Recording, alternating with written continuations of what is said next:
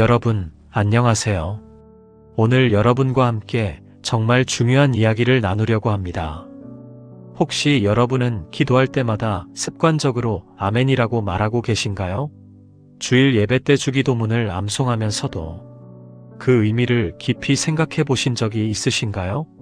오늘 저는 여러분께 주기도문 속에 숨겨진 놀라운 7가지 비밀과 아멘의 진짜 의미를 알려드리고자 합니다.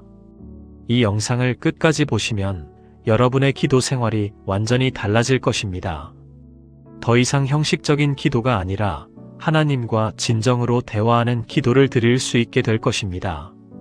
제가 목회를 하면서 많은 성도들을 만나봤는데 놀라운 사실을 발견했습니다.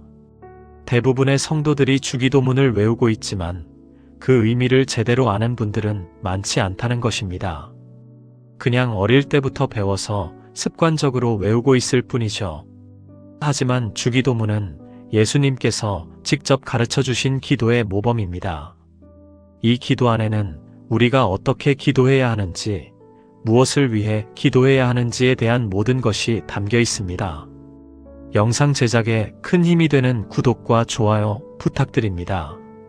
더 많은 분들께 이 귀한 말씀을 전하는데 큰 도움이 됩니다. 그럼 지금부터 시작하겠습니다. 먼저 아멘이라는 단어부터 살펴보겠습니다. 여러분은 아멘이 무슨 뜻인지 아십니까? 많은 분들이 그냥 기도를 끝낼 때 하는 말이라고만 생각하십니다. 하지만 아멘은 단순히 기도의 마침표가 아닙니다. 아멘은 히브리어로 아만이라는 동사에서 나온 말입니다. 이 단어의 뜻은 확고하다, 견고하다, 신실하다, 진실하다라는 의미를 담고 있습니다. 그래서 아멘은 단순히 기도가 끝났다는 표시가 아니라 지금 기도한 모든 내용이 진실하며 그대로 이루어지기를 확신한다는 고백인 것입니다.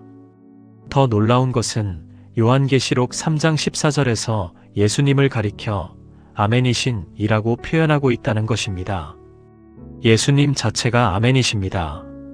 예수님은 신실하고 진실하신 분이시며 하나님의 모든 약속이 예수님 안에서 예가 되고 아멘이 된다고 성경은 말씀하고 계십니다. 그러니까 우리가 기도 끝에 아멘이라고 할 때는 단순히 이상 끝이 아니라 이 기도가 진실합니다.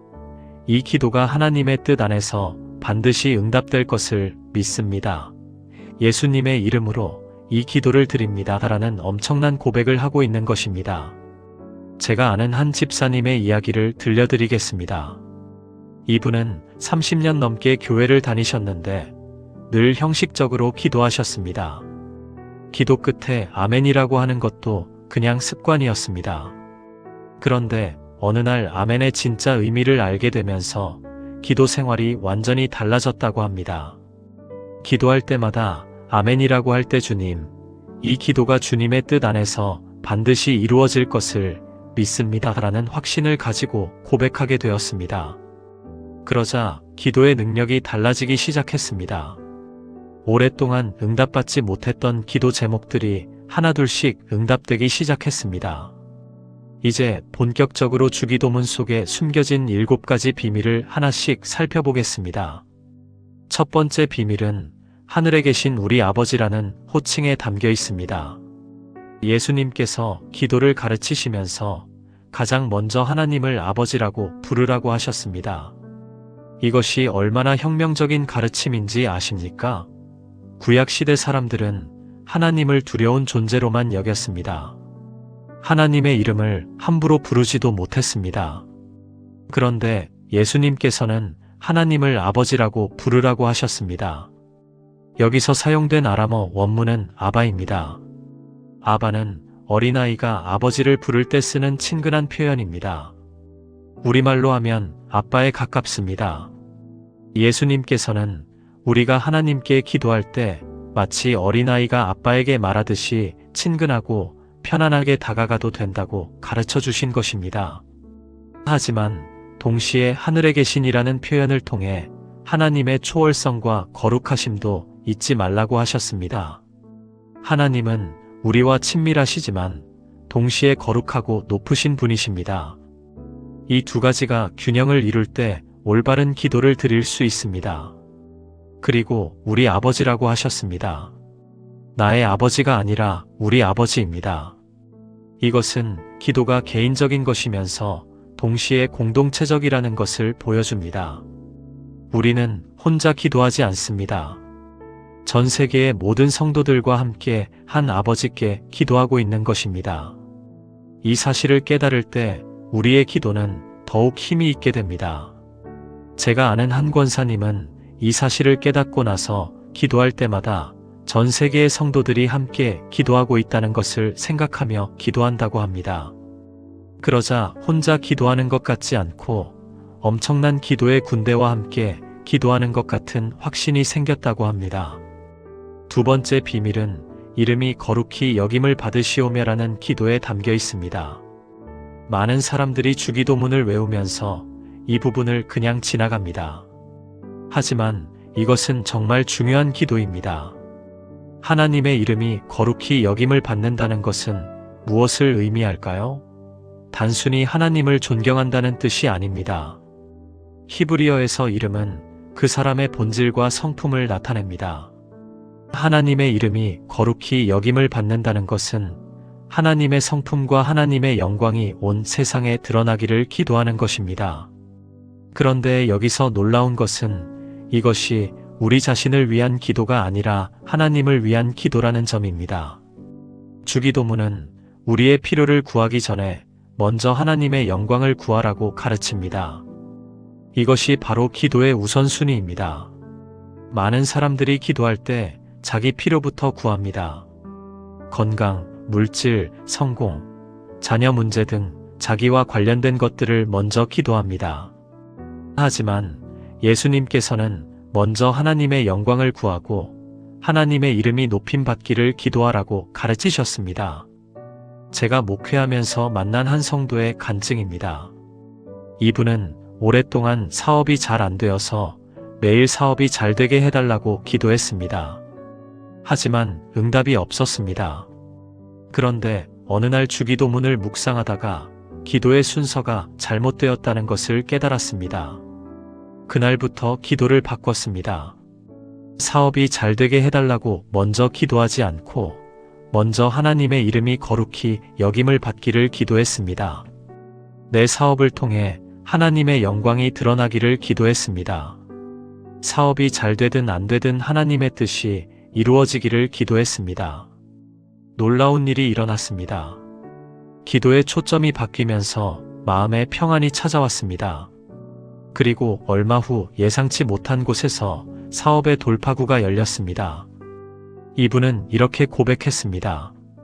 내가 원하는 것을 구할 때는 응답이 없었는데 하나님의 영광을 먼저 구하니까 하나님께서 내 필요까지 채워주셨습니다. 이것이 바로 마태복음 6장 33절의 말씀입니다. 너희는 먼저 그의 나라와 그의 의를 구하라 그리하면 이 모든 것을 너희에게 더하시리라. 세 번째 비밀은 나라가 임하시오며라는 기도에 담겨 있습니다. 하나님의 나라가 임한다는 것은 무엇을 의미할까요?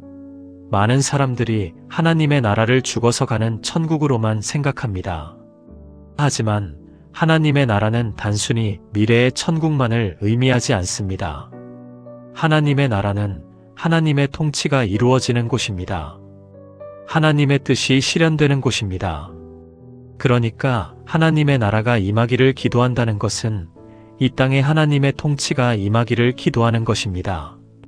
구체적으로 말하면 먼저 내 마음에 하나님의 나라가 임하기를 기도하는 것입니다. 내 생각, 내 감정, 내 의지가 하나님의 통치 아래 있기를 기도하는 것입니다. 그리고 내 가정에 하나님의 나라가 임하기를, 내 직장에 하나님의 나라가 임하기를, 우리 교회에 하나님의 나라가 임하기를 기도하는 것입니다. 궁극적으로는 이 세상 모든 곳에 하나님의 통치가 이루어지기를 기도하는 것입니다. 제가 아는 한 형제님의 간증입니다. 이분은 성격이 급하고 화를 잘 내는 분이었습니다. 특히 가정에서 아내와 자주 다투었고 직장에서도 동료들과 갈등이 많았습니다. 그런데 어느 날 주기도문의 나라가 임하시오며라는 기도를 묵상하게 되었습니다. 하나님의 나라가 먼저 내 마음에 임해야 한다는 것을 깨달았습니다. 그날부터 매일 아침 이렇게 기도했습니다. 하나님, 오늘 제 마음에 하나님의 나라가 임하게 하소서. 제 감정을 주관하소서. 제 생각을 주관하소서. 놀라운 변화가 일어났습니다. 화가 날 것 같은 상황이 와도 마음이 평온해졌습니다. 예전 같으면 폭발했을 상황에서도 침착하게 대응할 수 있게 되었습니다. 아내와의 관계도 좋아졌고 직장에서도 인정받기 시작했습니다. 이분은 이렇게 고백했습니다. 하나님의 나라가 내 마음에 임할 때 내 삶의 모든 영역이 변화되기 시작했습니다. 이것이 바로 하나님의 나라가 임하는 것입니다. 네 번째 비밀은 뜻이 하늘에서 이루어진 것 같이 땅에서도 이루어지이다라는 기도에 담겨 있습니다. 이 기도는 앞에 세 기도를 종합하는 기도입니다. 하나님의 이름이 거룩히 여김을 받고 하나님의 나라가 임하는 것은 결국 하나님의 뜻이 이루어지는 것입니다. 그런데 여기서 중요한 것은 하늘에서 이루어진 것 같이라는 표현입니다. 하늘에서는 하나님의 뜻이 완전하게 이루어집니다. 천사들은 하나님의 뜻에 완전히 순종합니다. 아무도 하나님의 뜻을 거역하지 않습니다. 그런데 땅에서는 어떻습니까? 사람들은 하나님의 뜻보다 자기 뜻대로 살아갑니다. 심지어 신앙인들도 하나님의 뜻을 구하는 것처럼 기도하면서 사실은 자기 뜻을 하나님께 강요하는 경우가 많습니다. 그래서 예수님께서는 하나님의 뜻이 하늘에서처럼 땅에서도 완전히 이루어지기를 기도하라고 가르치셨습니다. 이 기도를 드릴 때 우리는 먼저 내 뜻을 내려놓아야 합니다. 내가 원하는 것이 아니라 하나님께서 원하시는 것이 무엇인지를 구해야 합니다. 예수님께서도 겟세마네 동산에서 이렇게 기도하셨습니다. 아버지여, 만일 아버지의 뜻이거든 이 잔을 내게서 옮기시옵소서. 그러나 내 원대로 마시옵고 아버지의 원대로 되기를 원하나이다. 이것이 바로 진정한 기도입니다.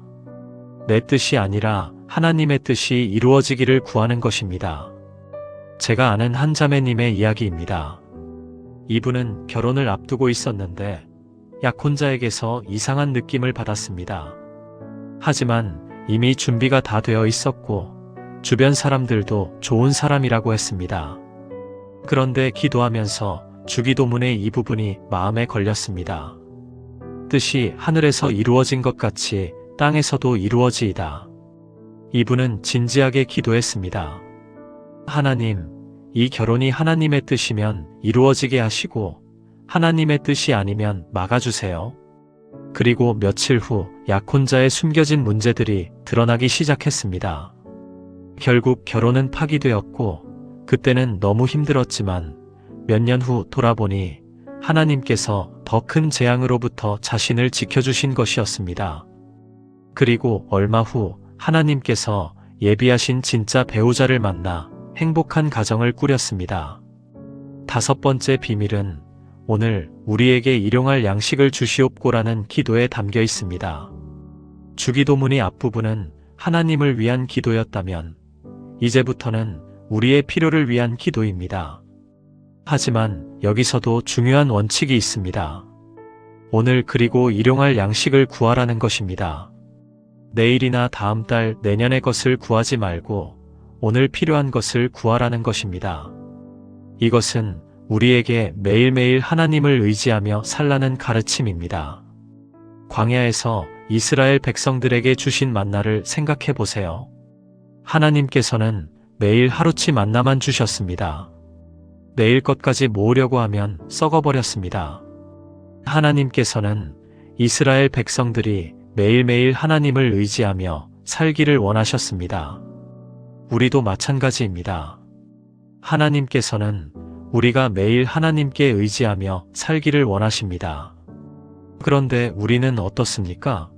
한 달치, 1년치, 심지어 평생 먹고 살 것을 모아두려고 애씁니다. 물론 미래를 준비하는 것이 잘못된 것은 아닙니다. 하지만 그것에 의지하면 안 됩니다. 그리고 일용할 양식이라는 표현도 중요합니다. 히브리어 원문을 보면 이것은 단순히 먹을 것만을 의미하지 않습니다. 우리의 생명을 유지하는 데 필요한 모든 것을 의미합니다. 음식뿐만 아니라 옷, 집, 건강, 평안, 모든 것을 포함합니다. 하지만 사치나 욕심이 아니라 필요한 것을 구하라는 것입니다. 제가 아는 한 집사님의 간증입니다. 이분은 사업을 하시는데 늘 더 큰 성공을 꿈꿨습니다. 사업이 잘 될 때는 더 크게 확장하려고 했고, 잘 안 될 때는 초조하고 불안했습니다. 그런데 어느 날 주기도문의 이 부분을 묵상하게 되었습니다. 오늘 우리에게 일용할 양식을 주시옵고, 하나님께서 오늘 필요한 것을 주신다는 이 단순한 진리를 깨달았습니다. 그날부터 기도가 바뀌었습니다. 큰 성공을 달라고 기도하지 않고 오늘 하루 필요한 것을 채워달라고 기도했습니다. 오늘 해야 할 일을 잘 감당할 수 있는 지혜와 힘을 달라고 기도했습니다. 놀라운 평안이 찾아왔습니다. 미래에 대한 불안이 사라졌습니다. 그리고 역설적이게도 마음의 평안을 얻고 나서 사업도 더 잘 되기 시작했습니다. 6번째 비밀은 우리가 우리에게 죄 지은 자를 사하여 준 것 같이 우리 죄를 사하여 주시옵고라는 기도에 담겨 있습니다. 이 기도는 정말 중요합니다. 왜냐하면 이것은 조건부 기도이기 때문입니다. 우리가 다른 사람을 용서하는 것과 하나님께서 우리를 용서하시는 것을 연결시키고 있습니다. 예수님께서도 주기도문을 가르치신 후에 이렇게 말씀하셨습니다. 너희가 사람의 잘못을 용서하면 너희 하늘 아버지께서도 너희 잘못을 용서하시려니와 너희가 사람의 잘못을 용서하지 아니하면 너희 아버지께서도 너희 잘못을 용서하지 아니하시리라. 이것은 우리가 먼저 완벽하게 용서해야 하나님께서 용서해 주신다는 뜻이 아닙니다. 오히려 하나님께서 먼저 우리를 용서하셨기 때문에 우리도 다른 사람을 용서할 수 있다는 뜻입니다. 하나님께 용서받은 사람은 다른 사람도 용서하게 됩니다. 만약 다른 사람을 용서하지 못한다면 그것은 아직 하나님의 용서를 제대로 경험하지 못했다는 증거입니다. 제가 목회하면서 만난 한 권사님의 이야기입니다. 이분은 친구에게 큰 배신을 당했습니다. 돈도 잃고 명예도 실추되었습니다. 친구를 생각하면 분노가 치밀었고 밤에 잠도 못 이룰 정도였습니다. 그런데 어느 날 주기도문을 암송하다가 이 부분에서 막혔습니다. 우리가 우리에게 죄 지은 자를 사하여 준 것 같이 우리 죄를 사하여 주시옵고, 입으로는 이렇게 기도하면서 마음으로는 친구를 용서하지 못하고 있었던 것입니다. 그날 밤 깊이 기도했습니다. 하나님, 저는 용서할 수 없습니다. 하지만 하나님께서 저를 용서하신 것을 생각하면 용서해야 한다는 것을 압니다. 용서할 수 있는 마음을 주세요. 그리고 며칠 동안 계속 기도했습니다. 놀라운 일이 일어났습니다. 어느 날 친구를 향한 분노가 사라지고 오히려 불쌍하다는 생각이 들었습니다. 그리고 진심으로 용서할 수 있게 되었습니다. 이분은 이렇게 고백했습니다. 용서하고 나니까 제가 자유로워졌습니다. 그동안 원망과 분노에 묶여 있었는데 용서하고 나니까 그 사슬에서 풀려났습니다. 용서는 상대방을 위한 것이 아니라 바로 나 자신을 위한 것이었습니다. 여러분, 혹시 용서하지 못하고 있는 사람이 있습니까? 오늘 이 기도를 드리면서 그 사람을 용서하시기 바랍니다. 그것이 여러분 자신을 자유롭게 하는 길입니다. 7번째 비밀은 우리를 시험에 들게 하지 마시옵고 다만 악에서 구하시옵소서라는 기도에 담겨 있습니다. 이 기도는 많은 사람들이 오해하는 부분입니다. 하나님께서 우리를 시험에 들게 하신다는 뜻이 아닙니다. 야고보서 1장 13절은 말합니다. 사람이 시험을 받을 때에 내가 하나님께 시험을 받는다 하지 말지니 하나님은 악에게 시험을 받지도 아니하시고 친히 아무도 시험하지 아니하시느니라. 하나님은 우리를 시험하지 않으십니다. 그렇다면 이 기도는 무엇을 의미할까요? 이것은 우리가 시험에 빠지지 않도록 지켜달라는 기도입니다. 우리 스스로의 힘으로는 시험을 이길 수 없다는 것을 인정하고 하나님께서 우리를 지켜주시기를 간구하는 기도입니다. 시험은 우리 주변에 항상 있습니다. 돈의 유혹, 명예의 유혹, 육체적 쾌락의 유혹, 교만의 유혹 등 수많은 시험이 우리를 기다리고 있습니다. 우리가 방심하면 언제든지 그 시험에 빠질 수 있습니다. 그래서 예수님께서는 시험에 들지 않도록 깨어 기도하라고 가르치신 것입니다. 그리고 다만 악에서 구하시옵소서라고 기도하라고 하셨습니다. 여기서 악은 악한 것 또는 악한 자를 의미합니다. 구체적으로는 사탄을 가리킵니다. 사탄은 끊임없이 우리를 넘어뜨리려고 합니다. 베드로전서 5장 8절은 말합니다. 근신하라 깨어라 너희 대적 마귀가 우는 사자같이 두루다니며 삼킬 자를 찾나니. 우리는 이 영적 전쟁 속에 살고 있습니다. 우리 자신의 힘으로는 사탄을 이길 수 없습니다. 오직 하나님의 능력으로만 악에서 구원받을 수 있습니다. 제가 아는 한 형제님의 간증입니다. 이분은 인터넷 중독에 빠져 있었습니다. 특히 음란물에 빠져서 신앙생활도 제대로 하지 못했습니다. 끊으려고 수없이 노력했지만 실패했습니다. 자신이 너무 약한 사람 같아서 자괴감에 빠졌습니다. 그런데 어느 날 주기도문의 이 부분을 묵상하게 되었습니다. 우리를 시험에 들게 하지 마시옵고 다만 악에서 구하시옵소서. 자기 힘으로는 절대 이길 수 없다는 것을 인정하고 하나님께 매달리기 시작했습니다. 매일 아침 주기도문을 외우면서 이 부분을 특별히 강조해서 기도했습니다. 하나님, 오늘 저를 시험에 들지 않게 지켜주세요. 악에서 구원해주세요. 제 힘으로는 안 됩니다. 하나님의 능력으로만 가능합니다. 그리고 시험이 올 것 같은 상황이 되면 즉시 기도했습니다. 놀라운 변화가 일어났습니다. 시험을 이길 수 있는 힘이 생겼습니다. 완전히 한 번에 해결된 것은 아니었지만 점점 승리하는 횟수가 많아졌습니다. 그리고 1년쯤 지나자 완전히 자유로워졌습니다. 이분은 이렇게 고백했습니다. 자기 힘으로 되지 않는다는 것을 인정하고 하나님께 매달릴 때 하나님께서 능력을 주셨습니다. 주기도문의 마지막 부분을 보겠습니다. 나라와 권세와 영광이 아버지께 영원히 있사옵나이다. 아멘. 이 부분은 찬양이자 고백입니다. 모든 기도를 드린 후에 우리는 다시 한번 하나님의 주권을 인정합니다. 나라가 하나님께 있습니다. 이 세상의 모든 나라와 권세가 결국 하나님의 손 안에 있습니다. 권세가 하나님께 있습니다. 모든 능력과 권세가 하나님께 속해 있습니다. 영광이 하나님께 있습니다. 모든 영광은 하나님께 돌려야 합니다. 그리고 영원이라고 고백합니다. 이것은 일시적인 것이 아니라 영원한 진리입니다. 시대가 바뀌고 세상이 변해도 하나님의 나라와 권세와 영광은 영원합니다. 그리고 마지막으로 아멘이라고 고백합니다. 이 모든 기도가 진실하며 이 모든 것이 반드시 이루어질 것을 믿는다는 고백입니다. 처음에 말씀드린 것처럼 아멘은 단순히 기도의 끝이 아니라 확신의 고백입니다. 이제 여러분께 주기도문을 어떻게 실제로 적용할 수 있는지 말씀드리겠습니다. 첫째, 주기도문을 그냥 습관적으로 외우지 마세요. 한 문장 한 문장 의미를 생각하며 천천히 기도하세요. 하늘에 계신 우리 아버지라고 할 때 정말로 하나님을 아버지로 생각하며 기도하세요. 이름이 거룩히 여김을 받으시오며라고 할 때 하나님의 영광을 위해 진심으로 기도하세요. 나라가 임하시오며라고 할 때 내 마음에 하나님의 나라가 임하기를 간구하세요. 둘째, 주기도문을 기도의 뼈대로 사용하세요. 주기도문은 기도의 모범입니다.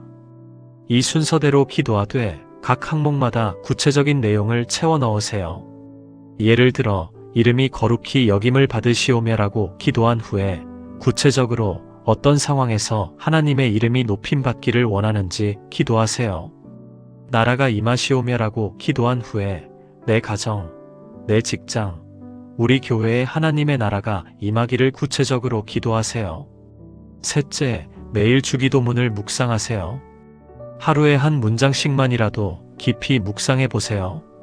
월요일에는 하늘에 계신 우리 아버지를 묵상하고 화요일에는 이름이 거룩히 여김을 받으시오며를 묵상하는 식으로 일주일 동안 주기도문 전체를 묵상할 수 있습니다. 그러면 주기도문이 여러분의 삶 속으로 깊이 들어올 것입니다. 넷째, 아멘이라고 할 때 진심으로 확신을 가지고 고백하세요. 이 기도가 반드시 응답될 것을 믿으며 아멘이라고 선포하세요. 아멘은 단순한 습관이 아니라 믿음의 고백입니다. 다섯째, 주기도문을 가족과 함께 기도하세요. 식사 전에, 잠자리에 들기 전에 가족이 함께 주기도문을 외우며 기도하세요. 자녀들에게 주기도문의 의미를 가르쳐 주세요. 그러면 자녀들이 평생 올바른 기도를 드릴 수 있게 될 것입니다. 여섯째, 힘들 때 주기도문을 붙들고 기도하세요. 무엇을 기도해야 할지 모를 때, 마음이 너무 혼란스러울 때 주기도문을 천천히 외우며 기도하세요. 주기도문이 여러분의 마음을 정리해주고 올바른 방향으로 인도할 것입니다. 일곱째, 교회에서 주기도문을 함께 기도할 때 진심으로 참여하세요. 그냥 형식적으로 따라하지 말고 한 문장 한 문장 마음을 담아 기도하세요. 제가 아는 한 목사님의 간증을 마지막으로 들려드리겠습니다. 이분은 30년 넘게 목회를 하셨는데 어느 순간부터 기도가 메마르다고 느꼈습니다. 형식적으로 기도하고 있는 자신을 발견했습니다. 그런데 어느 날 주기도문을 다시 공부하게 되었습니다. 주기도문 속에 담긴 깊은 의미들을 새롭게 발견했습니다. 그리고 주기도문대로 기도하기 시작했습니다. 놀라운 변화가 일어났습니다. 기도의 능력이 회복되었습니다. 형식적이었던 기도가 살아있는 기도로 바뀌었습니다. 이분은 이렇게 고백했습니다. 주기도문은 단순한 암송 구절이 아니었습니다. 예수님께서 우리에게 주신 가장 완벽한 기도의 모범이었습니다. 이 기도 안에 우리가 기도해야 할 모든 것이 다 들어 있었습니다. 주기도문대로 기도할 때 우리는 결코 잘못된 방향으로 가지 않습니다. 여러분, 오늘 이 영상을 통해 주기도문의 놀라운 비밀을 발견하셨기를 바랍니다. 그리고 아멘의 진짜 의미를 깨닫으셨기를 바랍니다. 이제부터 주기도문을 외울 때 이 모든 의미를 생각하며 기도하시기 바랍니다. 하늘에 계신 우리 아버지라고 할 때 하나님의 사랑을 느끼며 기도하세요. 이름이 거룩히 여김을 받으시오며라고 할 때 하나님의 영광을 위해 기도하세요. 나라가 임하시오며라고 할 때 내 삶에 하나님의 통치가 임하기를 기도하세요. 뜻이 이루어지이다라고 할 때 내 뜻이 아니라 하나님의 뜻을 구하세요. 일용할 양식을 주시옵고라고 할 때 하나님께 매일 의지하기를 결단하세요. 죄를 사하여 주시옵고라고 할 때 다른 사람을 용서하기로 결단하세요. 시험에 들게 하지 마시옵고라고 할 때 하나님의 보호하심을 구하세요. 악에서 구하시옵소서라고 할 때 영적 전쟁에서 승리하기를 간구하세요. 나라와 권세와 영광이 아버지께 영원히 있사옵나이다라고 할 때 하나님의 주권을 인정하세요. 그리고 아멘이라고 할 때 이 모든 기도가 반드시 응답될 것을 확신하며 선포하세요. 여러분의 기도 생활이 완전히 새로워질 것입니다. 형식적이었던 기도가 살아있는 기도로 바뀔 것입니다. 응답받지 못하던 기도가 응답받는 기도로 바뀔 것입니다. 하나님과의 관계가 더욱 친밀해질 것입니다. 이것이 바로 주기도문이 우리에게 주는 축복입니다. 오늘부터 주기도문과 함께하는 새로운 기도 생활을 시작하시기 바랍니다. 이 영상이 여러분에게 도움이 되셨다면 구독과 좋아요를 눌러주세요. 알림 설정도 해주시면 새로운 말씀 영상을 놓치지 않고 받아보실 수 있습니다. 더 많은 분들이 주기도문의 놀라운 비밀을 알 수 있도록 공유도 부탁드립니다. 여러분의 응원과 기도가 큰 힘이 됩니다. 귀한 시간을 내어 끝까지 함께 해주신 여러분께 진심으로 감사드립니다. 여러분의 모든 기도가 하나님께 상달되기를 기도합니다. 주기도문대로 기도할 때 하나님께서 반드시 응답해 주실 것입니다. 하늘에 계신 우리 아버지께서 여러분의 기도를 들으시고 응답해 주실 것입니다. 오늘도 주님의 은혜와 평강이 여러분과 여러분의 가정에 충만하시기를 간절히 기도드립니다. 나라와 권세와 영광이 하나님 아버지께 영원히 있사옵나이다. 아멘.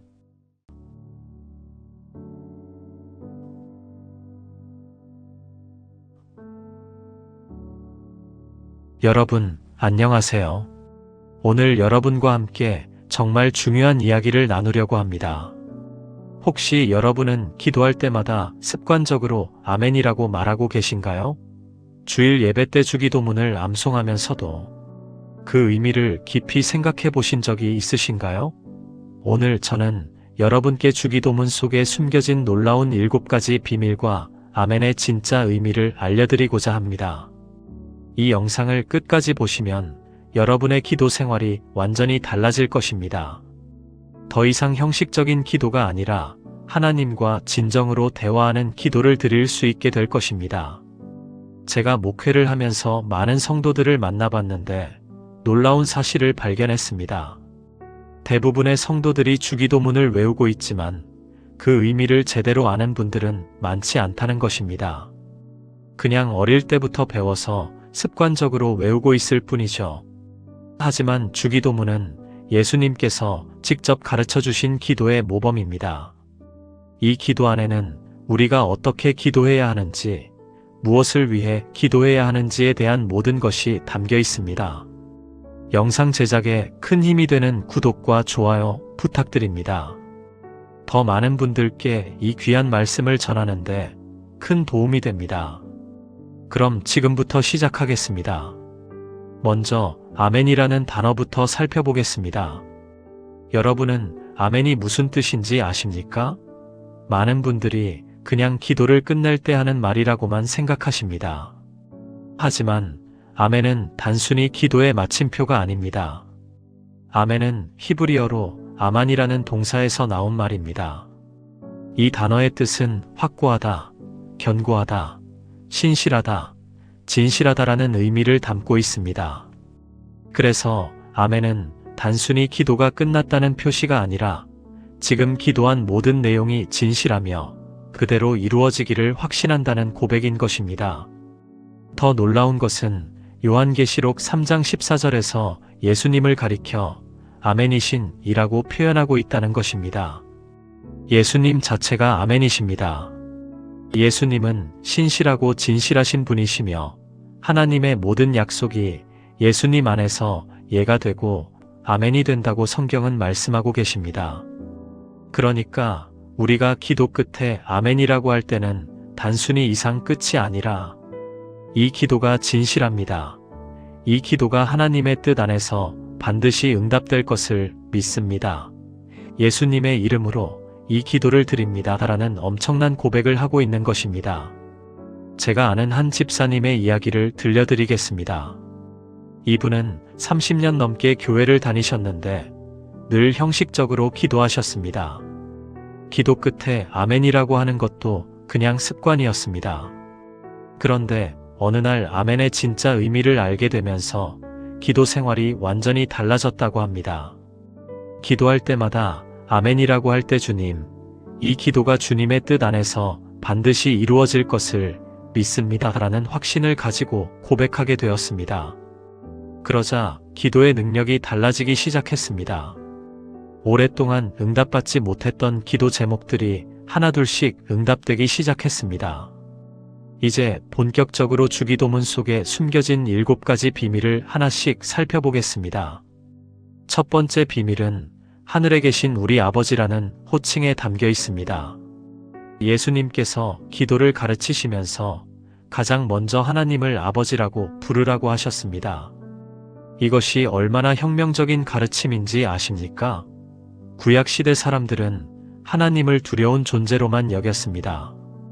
하나님의 이름을 함부로 부르지도 못했습니다. 그런데 예수님께서는 하나님을 아버지라고 부르라고 하셨습니다. 여기서 사용된 아람어 원문은 아바입니다. 아바는 어린아이가 아버지를 부를 때 쓰는 친근한 표현입니다. 우리말로 하면 아빠에 가깝습니다. 예수님께서는 우리가 하나님께 기도할 때 마치 어린아이가 아빠에게 말하듯이 친근하고 편안하게 다가가도 된다고 가르쳐 주신 것입니다. 하지만 동시에 하늘에 계신이라는 표현을 통해 하나님의 초월성과 거룩하심도 잊지 말라고 하셨습니다. 하나님은 우리와 친밀하시지만 동시에 거룩하고 높으신 분이십니다. 이 두 가지가 균형을 이룰 때 올바른 기도를 드릴 수 있습니다. 그리고 우리 아버지라고 하셨습니다. 나의 아버지가 아니라 우리 아버지입니다. 이것은 기도가 개인적인 것이면서 동시에 공동체적이라는 것을 보여줍니다. 우리는 혼자 기도하지 않습니다. 전 세계의 모든 성도들과 함께 한 아버지께 기도하고 있는 것입니다. 이 사실을 깨달을 때 우리의 기도는 더욱 힘이 있게 됩니다. 제가 아는 한 권사님은 이 사실을 깨닫고 나서 기도할 때마다 전 세계의 성도들이 함께 기도하고 있다는 것을 생각하며 기도한다고 합니다. 그러자 혼자 기도하는 것 같지 않고 엄청난 기도의 군대와 함께 기도하는 것 같은 확신이 생겼다고 합니다.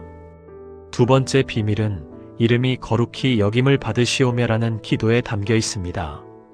많은 사람들이 주기도문을 외우면서 이 부분을 그냥 지나갑니다. 하지만 이것은 정말 중요한 기도입니다. 하나님의 이름이 거룩히 여김을 받는다는 것은 무엇을 의미할까요? 단순히 하나님을 존경한다는 뜻이 아닙니다. 히브리어에서 이름은 그 사람의 본질과 성품을 나타냅니다. 하나님의 이름이 거룩히 여김을 받는다는 것은 하나님의 성품과 하나님의 영광이 온 세상에 드러나기를 기도하는 것입니다. 그런데 여기서 놀라운 것은 이것이 우리 자신을 위한 기도가 아니라 하나님을 위한 기도라는 점입니다. 주기도문은 우리의 필요를 구하기 전에 먼저 하나님의 영광을 구하라고 가르칩니다. 이것이 바로 기도의 우선순위입니다. 많은 사람들이 기도할 때 자기 필요부터 구합니다. 건강, 물질, 성공, 자녀 문제 등 자기와 관련된 것들을 먼저 기도합니다. 하지만 예수님께서는 먼저 하나님의 영광을 구하고 하나님의 이름이 높임받기를 기도하라고 가르치셨습니다. 제가 목회하면서 만난 한 성도의 간증입니다. 이분은 오랫동안 사업이 잘 안 되어서 매일 사업이 잘 되게 해달라고 기도했습니다. 하지만 응답이 없었습니다. 그런데 어느 날 주기도문을 묵상하다가 기도의 순서가 잘못되었다는 것을 깨달았습니다. 그날부터 기도를 바꿨습니다. 사업이 잘 되게 해달라고 먼저 기도하지 않고 먼저 하나님의 이름이 거룩히 여김을 받기를 기도했습니다. 내 사업을 통해 하나님의 영광이 드러나기를 기도했습니다. 사업이 잘 되든 안 되든 하나님의 뜻이 이루어지기를 기도했습니다. 놀라운 일이 일어났습니다. 기도의 초점이 바뀌면서 마음에 평안이 찾아왔습니다. 그리고 얼마 후 예상치 못한 곳에서 사업의 돌파구가 열렸습니다. 이분은 이렇게 고백했습니다. 내가 원하는 것을 구할 때는 응답이 없었는데 하나님의 영광을 먼저 구하니까 하나님께서 내 필요까지 채워주셨습니다. 이것이 바로 마태복음 6장 33절의 말씀입니다.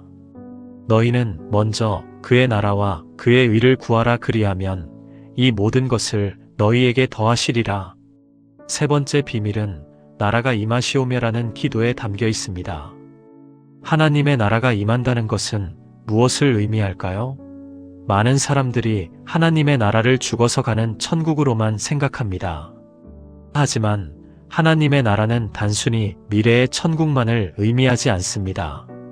하나님의 나라는 하나님의 통치가 이루어지는 곳입니다. 하나님의 뜻이 실현되는 곳입니다.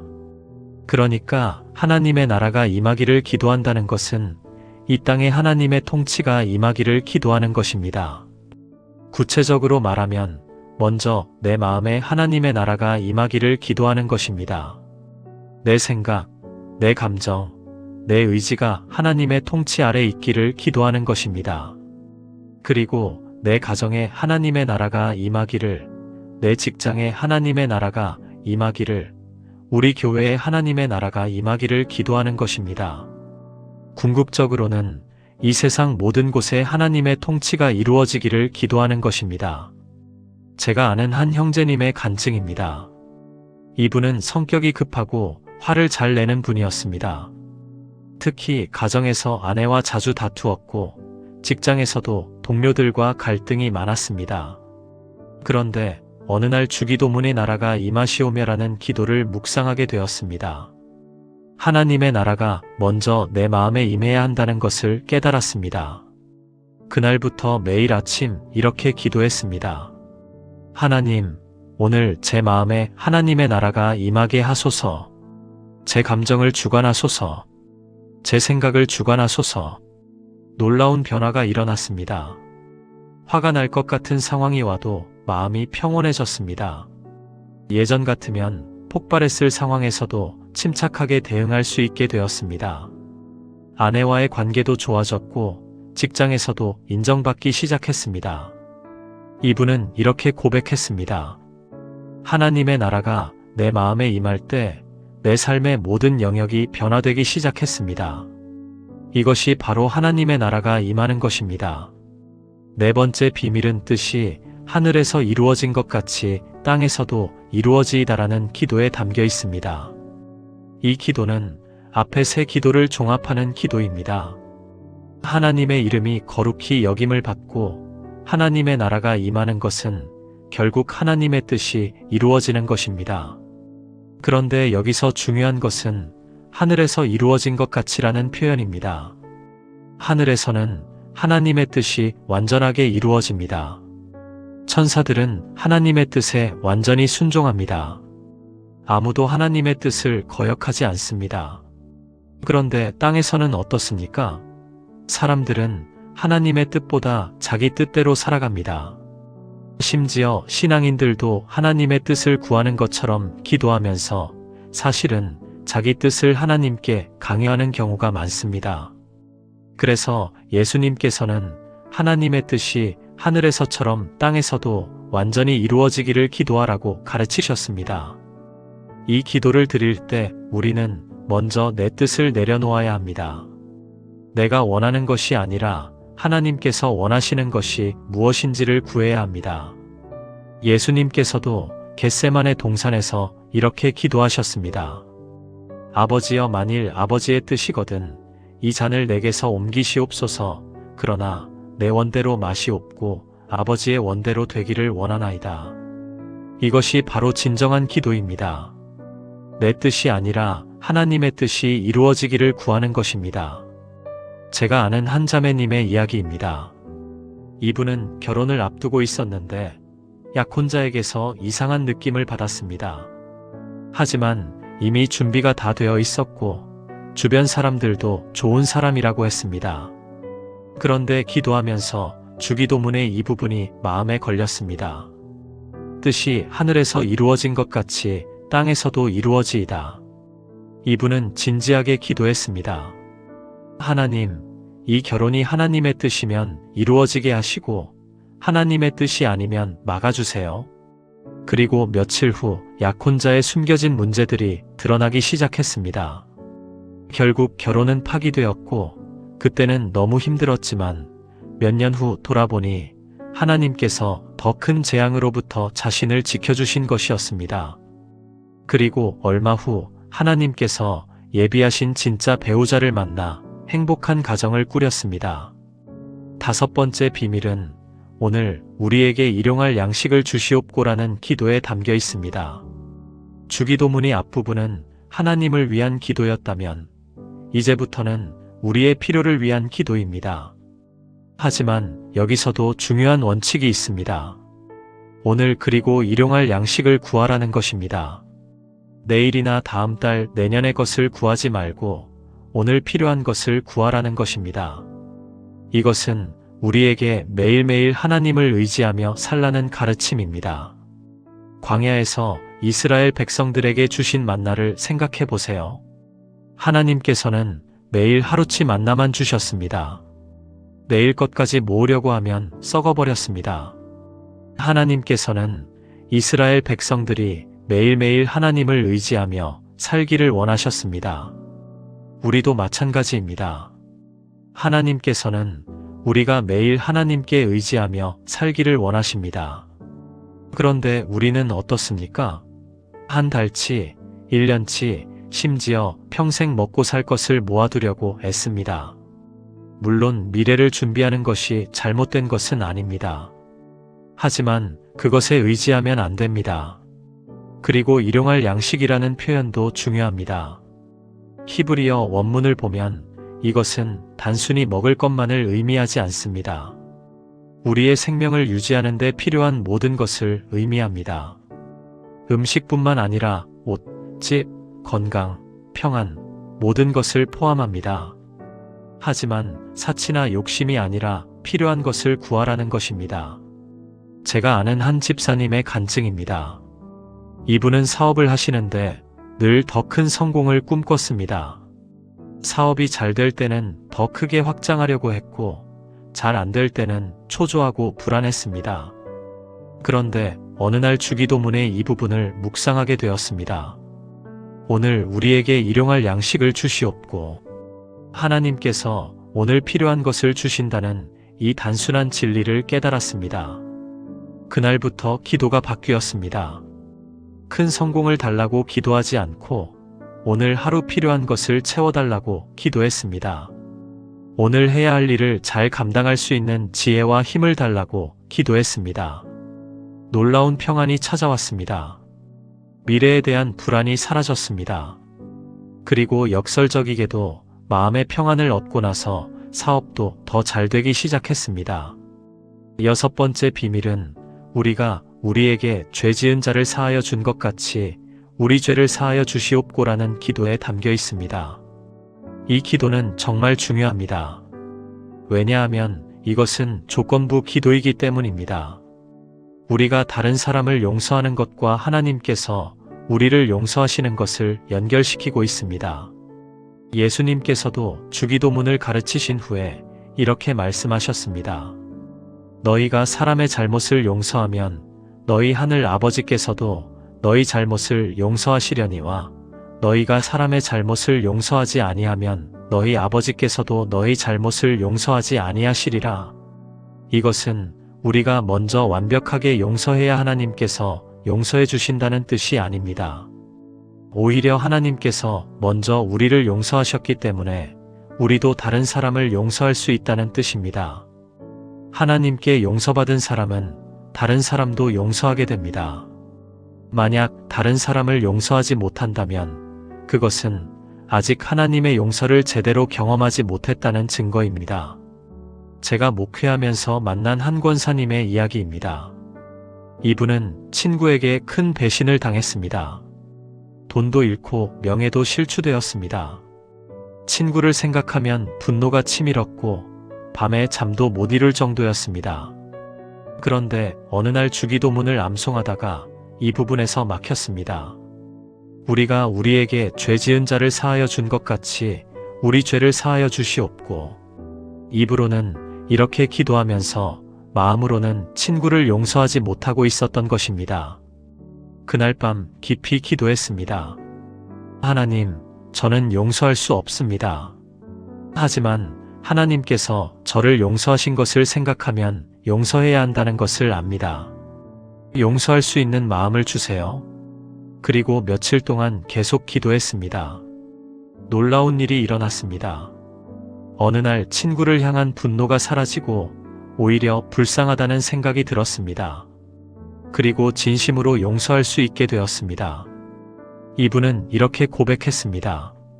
용서하고 나니까 제가 자유로워졌습니다. 그동안 원망과 분노에 묶여 있었는데 용서하고 나니까 그 사슬에서 풀려났습니다. 용서는 상대방을 위한 것이 아니라 바로 나 자신을 위한 것이었습니다. 여러분, 혹시 용서하지 못하고 있는 사람이 있습니까? 오늘 이 기도를 드리면서 그 사람을 용서하시기 바랍니다. 그것이 여러분 자신을 자유롭게 하는 길입니다. 7번째 비밀은 우리를 시험에 들게 하지 마시옵고 다만 악에서 구하시옵소서라는 기도에 담겨 있습니다. 이 기도는 많은 사람들이 오해하는 부분입니다. 하나님께서 우리를 시험에 들게 하신다는 뜻이 아닙니다. 야고보서 1장 13절은 말합니다. 사람이 시험을 받을 때에 내가 하나님께 시험을 받는다 하지 말지니 하나님은 악에게 시험을 받지도 아니하시고 친히 아무도 시험하지 아니하시느니라. 하나님은 우리를 시험하지 않으십니다. 그렇다면 이 기도는 무엇을 의미할까요? 이것은 우리가 시험에 빠지지 않도록 지켜달라는 기도입니다. 우리 스스로의 힘으로는 시험을 이길 수 없다는 것을 인정하고 하나님께서 우리를 지켜주시기를 간구하는 기도입니다. 시험은 우리 주변에 항상 있습니다. 돈의 유혹, 명예의 유혹, 육체적 쾌락의 유혹, 교만의 유혹 등 수많은 시험이 우리를 기다리고 있습니다. 우리가 방심하면 언제든지 그 시험에 빠질 수 있습니다. 그래서 예수님께서는 시험에 들지 않도록 깨어 기도하라고 가르치신 것입니다. 그리고 다만 악에서 구하시옵소서라고 기도하라고 하셨습니다. 여기서 악은 악한 것 또는 악한 자를 의미합니다. 구체적으로는 사탄을 가리킵니다. 사탄은 끊임없이 우리를 넘어뜨리려고 합니다. 베드로전서 5장 8절은 말합니다. 근신하라 깨어라 너희 대적 마귀가 우는 사자같이 두루다니며 삼킬 자를 찾나니. 우리는 이 영적 전쟁 속에 살고 있습니다. 우리 자신의 힘으로는 사탄을 이길 수 없습니다. 오직 하나님의 능력으로만 악에서 구원받을 수 있습니다. 제가 아는 한 형제님의 간증입니다. 이분은 인터넷 중독에 빠져 있었습니다. 특히 음란물에 빠져서 신앙생활도 제대로 하지 못했습니다. 끊으려고 수없이 노력했지만 실패했습니다. 자신이 너무 약한 사람 같아서 자괴감에 빠졌습니다. 그런데 어느 날 주기도문의 이 부분을 묵상하게 되었습니다. 우리를 시험에 들게 하지 마시옵고 다만 악에서 구하시옵소서. 자기 힘으로는 절대 이길 수 없다는 것을 인정하고 하나님께 매달리기 시작했습니다. 매일 아침 주기도문을 외우면서 이 부분을 특별히 강조해서 기도했습니다. 하나님, 오늘 저를 시험에 들지 않게 지켜주세요. 악에서 구원해주세요. 제 힘으로는 안 됩니다. 하나님의 능력으로만 가능합니다. 그리고 시험이 올 것 같은 상황이 되면 즉시 기도했습니다. 놀라운 변화가 일어났습니다. 시험을 이길 수 있는 힘이 생겼습니다. 완전히 한 번에 해결된 것은 아니었지만 점점 승리하는 횟수가 많아졌습니다. 그리고 1년쯤 지나자 완전히 자유로워졌습니다. 이분은 이렇게 고백했습니다. 자기 힘으로 되지 않는다는 것을 인정하고 하나님께 매달릴 때 하나님께서 능력을 주셨습니다. 주기도문의 마지막 부분을 보겠습니다. 나라와 권세와 영광이 아버지께 영원히 있사옵나이다. 아멘. 이 부분은 찬양이자 고백입니다. 모든 기도를 드린 후에 우리는 다시 한번 하나님의 주권을 인정합니다. 나라가 하나님께 있습니다. 이 세상의 모든 나라와 권세가 결국 하나님의 손 안에 있습니다. 권세가 하나님께 있습니다.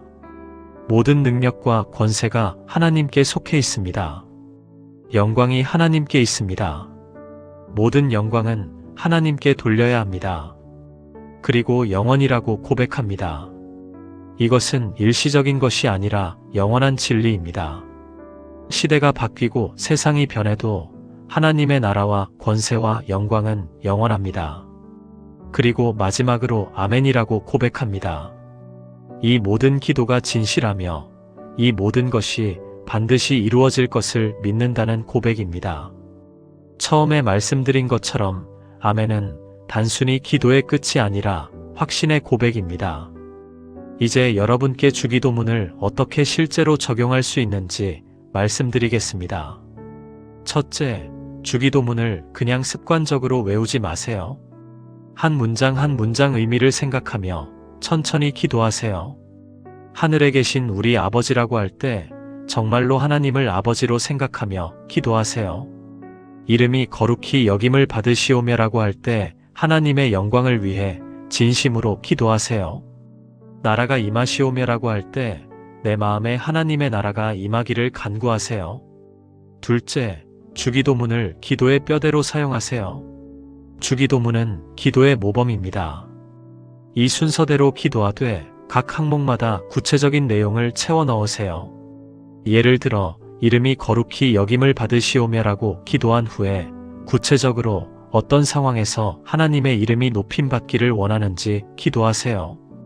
나라가 임하시오며라고 기도한 후에 내 가정, 내 직장, 우리 교회에 하나님의 나라가 임하기를 구체적으로 기도하세요. 셋째, 매일 주기도문을 묵상하세요. 하루에 한 문장씩만이라도 깊이 묵상해 보세요. 월요일에는 하늘에 계신 우리 아버지를 묵상하고 화요일에는 이름이 거룩히 여김을 받으시오며를 묵상하는 식으로 일주일 동안 주기도문 전체를 묵상할 수 있습니다. 그러면 주기도문이 여러분의 삶 속으로 깊이 들어올 것입니다. 넷째, 아멘이라고 할 때 진심으로 확신을 가지고 고백하세요. 이 기도가 반드시 응답될 것을 믿으며 아멘이라고 선포하세요. 아멘은 단순한 습관이 아니라 믿음의 고백입니다. 다섯째, 주기도문을 가족과 함께 기도하세요. 식사 전에, 잠자리에 들기 전에 가족이 함께 주기도문을 외우며 기도하세요. 자녀들에게 주기도문의 의미를 가르쳐 주세요. 그러면 자녀들이 평생 올바른 기도를 드릴 수 있게 될 것입니다. 여섯째, 힘들 때 주기도문을 붙들고 기도하세요. 무엇을 기도해야 할지 모를 때, 마음이 너무 혼란스러울 때 주기도문을 천천히 외우며 기도하세요. 주기도문이 여러분의 마음을 정리해주고 올바른 방향으로 인도할 것입니다. 일곱째, 교회에서 주기도문을 함께 기도할 때 진심으로 참여하세요. 그냥 형식적으로 따라하지 말고 한 문장 한 문장 마음을 담아 기도하세요. 제가 아는 한 목사님의 간증을 마지막으로 들려드리겠습니다. 이분은 30년 넘게 목회를 하셨는데 어느 순간부터 기도가 메마르다고 느꼈습니다. 형식적으로 기도하고 있는 자신을 발견했습니다. 그런데 어느 날 주기도문을 다시 공부하게 되었습니다. 주기도문 속에 담긴 깊은 의미들을 새롭게 발견했습니다. 그리고 주기도문대로 기도하기 시작했습니다. 놀라운 변화가 일어났습니다. 기도의 능력이 회복되었습니다. 형식적이었던 기도가 살아있는 기도로 바뀌었습니다. 이분은 이렇게 고백했습니다. 주기도문은 단순한 암송 구절이 아니었습니다. 예수님께서 우리에게 주신 가장 완벽한 기도의 모범이었습니다. 이 기도 안에 우리가 기도해야 할 모든 것이 다 들어있었습니다. 주기도문대로 기도할 때 우리는 결코 잘못된 방향으로 가지 않습니다. 여러분, 오늘 이 영상을 통해 주기도문의 놀라운 비밀을 발견하셨기를 바랍니다. 그리고 아멘의 진짜 의미를 깨닫으셨기를 바랍니다. 이제부터 주기도문을 외울 때 이 모든 의미를 생각하며 기도하시기 바랍니다.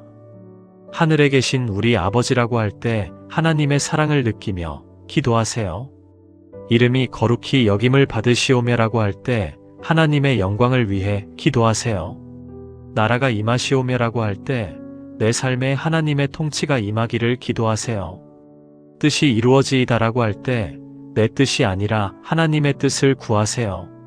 일용할 양식을 주시옵고라고 할 때 하나님께 매일 의지하기를 결단하세요. 죄를 사하여 주시옵고라고 할 때 다른 사람을 용서하기로 결단하세요. 시험에 들게 하지 마시옵고라고 할 때 하나님의 보호하심을 구하세요. 악에서 구하시옵소서라고 할 때 영적 전쟁에서 승리하기를 간구하세요. 나라와 권세와 영광이 아버지께 영원히 있사옵나이다라고 할 때 하나님의 주권을 인정하세요. 그리고 아멘이라고 할 때 이 모든 기도가 반드시 응답될 것을 확신하며 선포하세요. 여러분의 기도 생활이 완전히 새로워질 것입니다. 형식적이었던 기도가 살아있는 기도로 바뀔 것입니다. 응답받지 못하던 기도가 응답받는 기도로 바뀔 것입니다. 하나님과의 관계가 더욱 친밀해질 것입니다. 이것이 바로 주기도문이 우리에게 주는 축복입니다. 오늘부터 주기도문과 함께하는 새로운 기도 생활을 시작하시기 바랍니다. 이 영상이 여러분에게 도움이 되셨다면 구독과 좋아요를 눌러주세요. 알림 설정도 해주시면 새로운 말씀 영상을 놓치지 않고 받아보실 수 있습니다.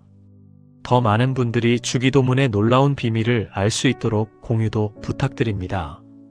여러분의 응원과 기도가 큰 힘이 됩니다. 귀한 시간을 내어 끝까지 함께 해주신 여러분께 진심으로 감사드립니다. 여러분의 모든 기도가 하나님께 상달되기를 기도합니다. 주기도문대로 기도할 때 하나님께서 반드시 응답해 주실 것입니다. 하늘에 계신 우리 아버지께서 여러분의 기도를 들으시고 응답해 주실 것입니다. 오늘도 주님의 은혜와 평강이 여러분과 여러분의 가정에 충만하시기를 간절히 기도드립니다.